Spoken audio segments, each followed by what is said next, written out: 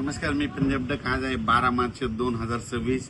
मी सालासर इथे कृषी बाजार या ठिकाणी हरभरा विकण्यासाठी आलो असताना या ठिकाणी आमचे मित्र शेतकरी त्यांची भेट झाली. भोंडे यांची दुधनगावकरचे. तर त्यांनी काय केलं, कापूस लावला होता आणि कापूस मोडला आणि कापूस 9 क्विंटल झाला आणि पुन्हा त्यांनी परत एक हरभरा पेरला.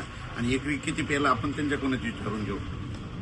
एकरी जवळपास 40 किलो बियाणं टाकलं. 40 किलो हरभऱ्याचं. त्याच्यानंतर मला उतारा आला हे 12 क्विंटल 70 किलो हे पाहू शकता. आणि ही त्यांची पट्टी 63,000 रुपये. म्हणजे हे लाईव्ह आहे समजा. म्हणजे कापूस 9 क्विंटल झाला आणि पुन्हा हरभरा 12 क्विंटल झालं. मी म्हणलो होतो ना, एकरी 40 किलो बियाणं पेरल्याच्या नंतर हरभऱ्याला उतार येतो आणि कापूस ठेवू नका. आणि कापूस ढकला आणि लगेच हरभरे फेरा. आता पुढच्या वर्षी त्याच्यावर कापूस आणखीन चांगला येते.